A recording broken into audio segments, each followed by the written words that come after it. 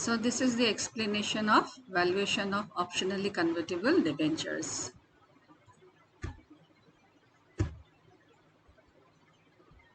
All right. So when we use the word optionally convertible debentures, there are some key words to be kept in mind. Number one, it is optional, which means that the buyer has a choice whether he will convert it into equity shares or not. Second, it can be converted at a given window. So this time frame is told beforehand. You cannot do it beyond that time frame. Then there is a conversion ratio. So how many shares you are going to get per debenture. So therefore you take the par value of the debenture, that is the face value, and you divide it by the number of shares that they will give you. So that is your conversion ratio. There is a conversion price also. You are told that what is the value of the share that you are going to get. And this conversion price is set on a issue date. Issue date, that is the date on which the debenture is being issued. And it is set at a price higher than the prevailing market price. So therefore conversion ratio and the price is fixed beforehand at the time of the issue of the debenture. And these convertible debentures are protected against dilution. It means that, see, these debentures will convert into shares. So as it is, there are going to be more shares in the market and you do not want further issue of shares so that the market price goes down. That is why we are saying that this convertible debenture is protected against dilution on account of either a bonus issue or a stock split or sale of equity shares, and that too below the conversion price. Let us discuss an example. So you have the convertible debenture with a par value of 1000, coupon rate 8%, which means every year you will get 80 rupees as interest. Life is 10 years and conversion ratio is also 10, which means that your 1000 rupees debenture is going to convert into 10 shares. The window of conversion is after 5 years and till the end of the term. So which means the moment the 6th year begins and till the end of the 10th year, that is your window. The underlying share is priced at rupees 75. Expected dividend is 3.75 and dividends are expected to grow at 10% every year. So therefore you can calculate the return on equity that is expected, and it comes to 15%. The debenture is call protected for 5 years, which means that this debenture has a call option, but for the first 5 years it is not going to be implemented. And at the end of the 5 years, then the call option can be exercised by the issuer. All right. And we are saying the call option for the time period ending of 5th year is 1050, and every year it will decrease by 10 rupees every year. And non-convertible debentures at that point of time are carrying a coupon rate of 12%. So if the company decides to call back the debentures, you can see here that what is the amount that they will pay to the debenture holder. Now the debenture has two portions because it is a convertible one. One is the debt part and the second is the convertible part. So if you take only the debt part, all right, and you try to find out the value. So B0 we are saying is the value at time 0, that is the time of issue. You are going to get interest every year of 80 rupees. Your principal amount of 1000 will come back at the end of the 10th year. And we are discounting it by using rate of interest as 12%, discount rate 12%. Why? Because the non-convertible one had a interest rate of 12%.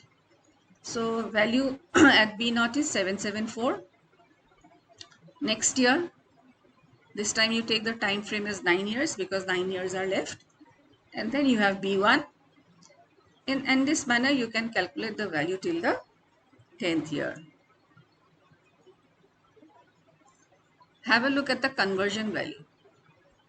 At the time of issue, it was stated that the price of the underlying equity is 75 rupees and conversion ratio is 10. So, which means, and also the stock price is expected to rise by 10% every year. So, conversion value at time 0, that is when the debenture is issued, is 75 multiplied by 10. 75 is the price per share and 10 is the number of shares which you are going to get. Then C1, we are saying 75 multiplied by 1.10 because the stock price is expected to rise by 10%. Okay. And again, because you have 10 shares, we are multiplying by 10. So it comes to 825. In this way, you can calculate the conversion value at different points of time. So conversion value in year 5 is 1208. We are also saying that the actual market value of the convertible cannot fall below. These are the 2 points we are saying. The higher of its straight debt value or the conversion value. So you have to calculate the straight debt value and the conversion value and take the higher of that. And we are saying the actual market value cannot fall below this. Okay. And this is referred to as a floor price.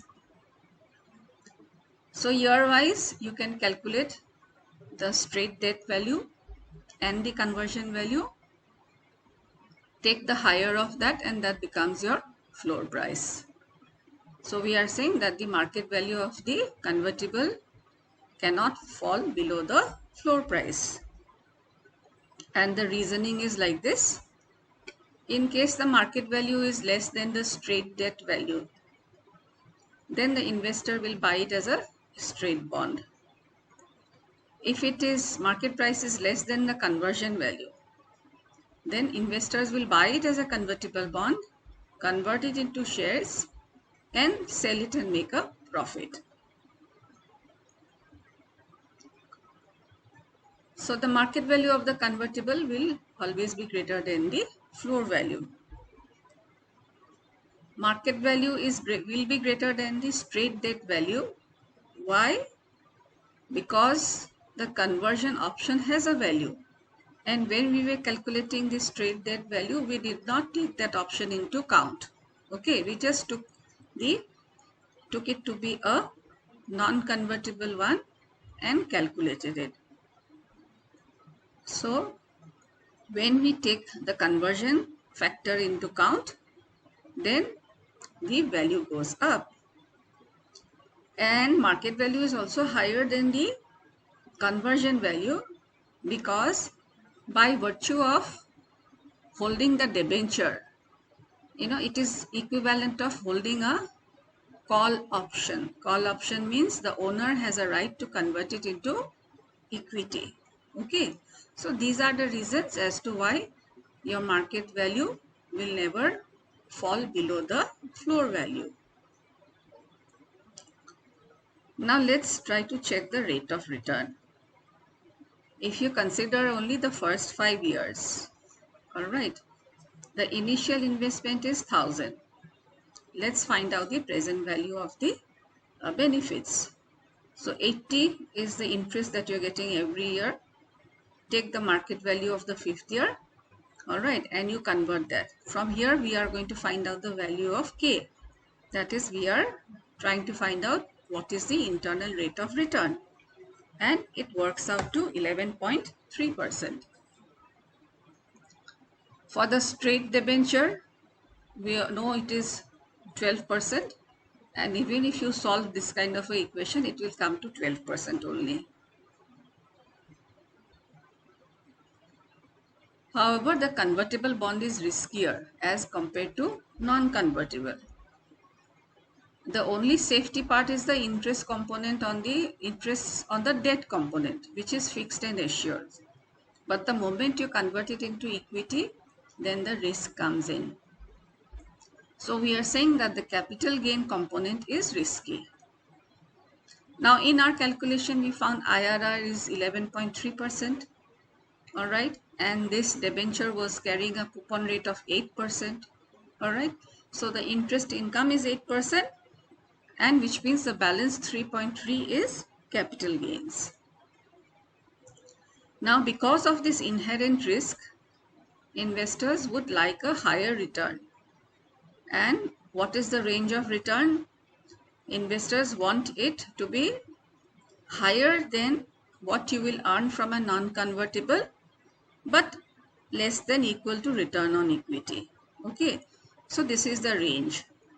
And in our example, the return should be between 12% and 15%. But what did we see? We found that the IRR was only 11.3% and it was not in the range. So therefore, this non-convertible debenture with the present terms and conditions will not be attractive for the investors. And if you want to make it attractive for the investors, you will have to make some changes in the terms and conditions. For example, maybe the conversion price, maybe the conversion ratio, or maybe the window of conversion, or maybe the coupon rate that you are charging. So it's going to be a little bit of trial and error, and then you will have to find out that whether the IRR is going to lie in that range that is desired by the investors. So that was about valuation of convertible debentures.